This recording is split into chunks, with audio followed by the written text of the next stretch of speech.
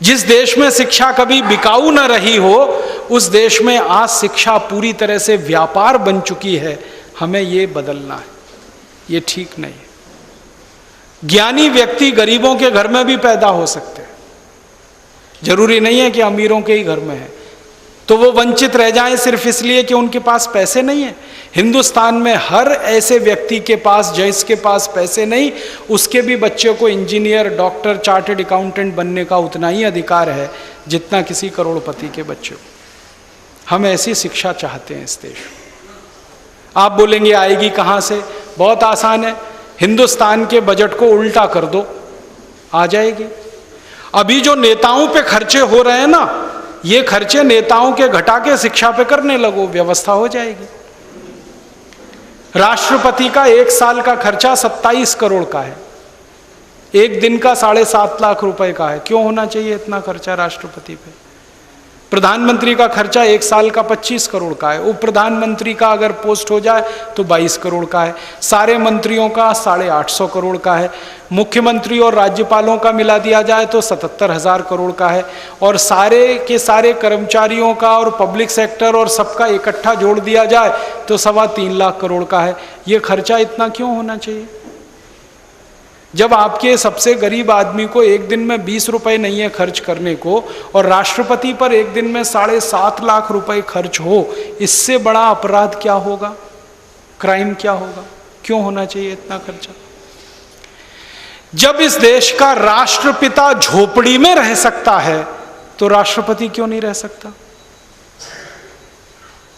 इस देश के लोगों की उंगली पकड़कर आजादी दिलाने वाला महात्मा गांधी, मोहनदास करमचंद गांधी अगर झोपड़ी में रहकर आजादी दिला देता है, तो आजादी के बाद के नेता झोपड़ियों में क्यों नहीं रह सकते? क्यों इतना खर्चा होना चाहिए उनके ऊपर? और हमारा ये कहना है कि हमारे बच्चे अगर म्युनिसिपैलिटी के स्कूलों में पढ़ सकते हैं तो नेताओं के बच्चे क्यों नहीं पढ़ने चाहिए म्युनिसिपैलिटी के स्कूलों में?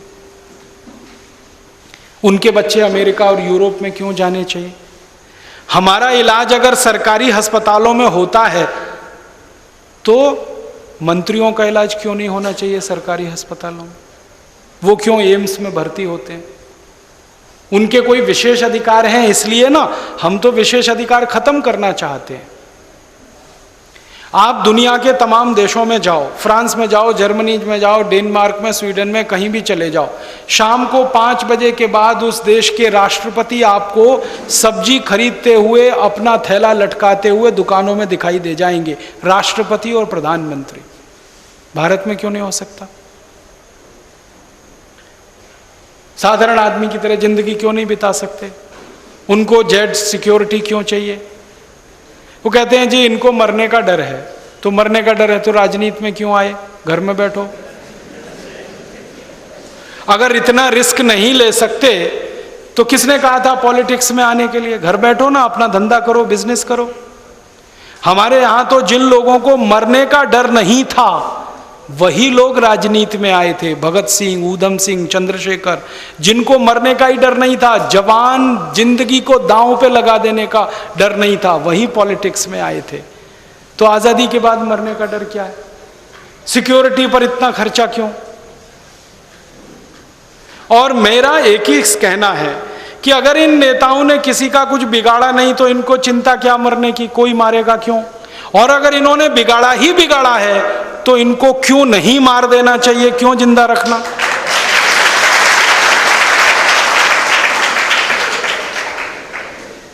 आप बताओ ना, किसी का कुछ बिगाड़ा नहीं तो आप चिंता क्यों कर रहे हो? भगवान आपकी रक्षा करेगा। और जो जिंदगी भर बिगाड़ा है तो आपको जिंदा क्यों रहने दिया जाए? क्यों नहीं खत्म कर दिया जाए आपको इस व्यवस्था में?